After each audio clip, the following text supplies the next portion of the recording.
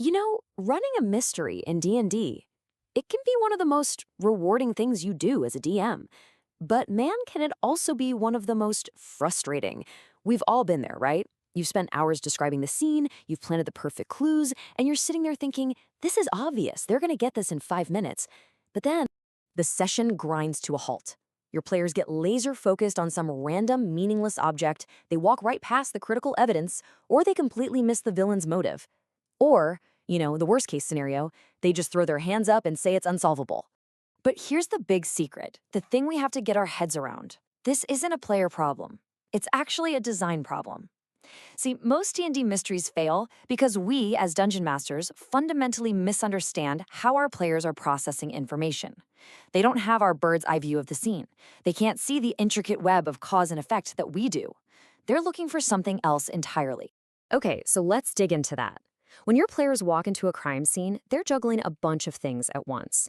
They're trying to figure out what the environment even is, they're looking for things to interact with, and, this is the big one, they're trying to guess what you, the DM, think is important. And that creates this massive disconnect. As the DM, you're operating from what we'll call causality thinking. You're focused on the story, what happened, who did it, and why they did it. You have the full picture, right? The entire sequence of events is just laid out perfectly in your mind. Your players, though, they're using signal thinking. They're asking a totally different set of questions. They're thinking, what did the DM emphasize in the description? What words did they repeat? What here just seems weird or out of place? They're hunting for signals from you. And right there, that's the gap. That massive difference between your causality-based thinking and their signal-based thinking is precisely where most investigations live or die. It's the whole game. So what does this actually look like in practice, at the table? Let's break down what players actually see versus what they almost always seem to miss. First off, the order you say things in is everything. It's called primacy and recency. Whatever you describe first or last in a room becomes the anchor for their entire investigation. If you start with, the body is slumped against the altar, well, guess what? The body is now the center of their universe. If you end with, and you notice a faint scorch mark on the far wall, that scorch mark is about to become an obsession. Second, players are masters of contrast. They will instantly notice anything that feels out of place. A single broken teacup in a perfectly tidy room. A weird symbol in a holy temple. That contrast is a huge signal, whether you meant it to be or not. This quote just says it all. I once described a totally normal scene, but I happened to mention that a single chair was turned slightly away from the table. For the next 30 minutes, that chair was the prime suspect. Players also latch on to repetition.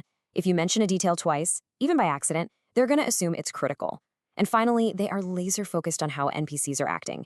A nervous tick, shifty eyes, that stuff is always going to be a more powerful signal than a simple bloodstain on the carpet, because players are hardwired to read people, not just sterile environment.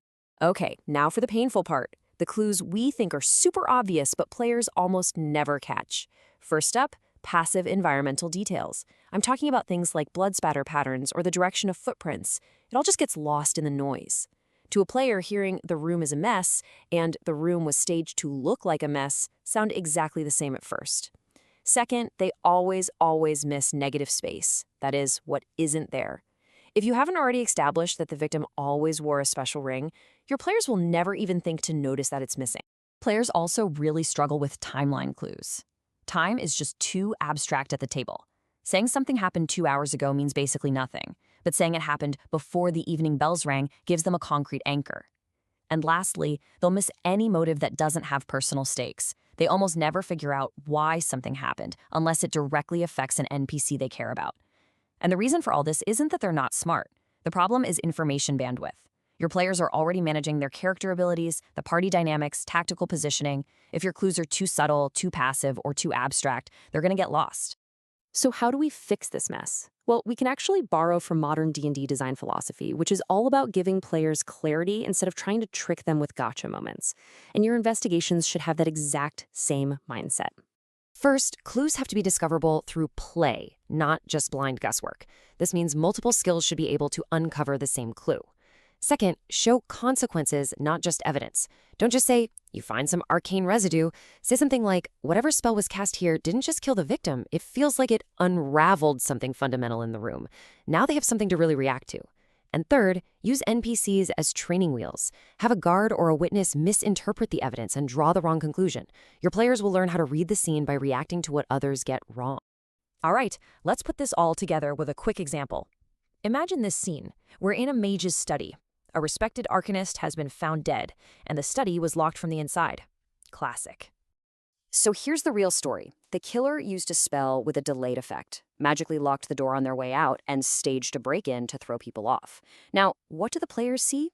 They see the body, a window that's shattered inward, and they feel a faint magical hum in the air. They are absolutely going to notice that broken window and the hum.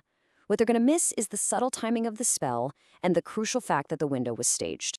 So, how do you bridge that gap for them? Well, instead of just waiting for them to ask the one perfect question, you create paths to the answer. You let an arcana check reveal that the magical hum doesn't feel like any violent spell they know. You let an investigation check show that the glass from the window fell inward onto the floor, not outward. You have an NPC guard mention that they were on patrol all night and never heard the sound of breaking glass. See, now your players aren't just guessing, they're actively connecting dots you've laid out for them. So the big takeaway here, your new mission, is a fundamental shift in your mindset. Running a great D&D mystery isn't about being some clever puzzle master hiding secrets. It's about being a clear and effective guide. Running a crime scene isn't about hiding clues. It's about teaching your players how to see. Because once your players learn what kind of details matter in your world and how to interpret them, your investigations stop being frustrating roadblocks and start becoming truly memorable moments. And that's how mysteries stop stalling your campaign and actually start driving it forward. So just remember, when your players miss a clue, the answer isn't to make a better puzzle, it's to make a better signal.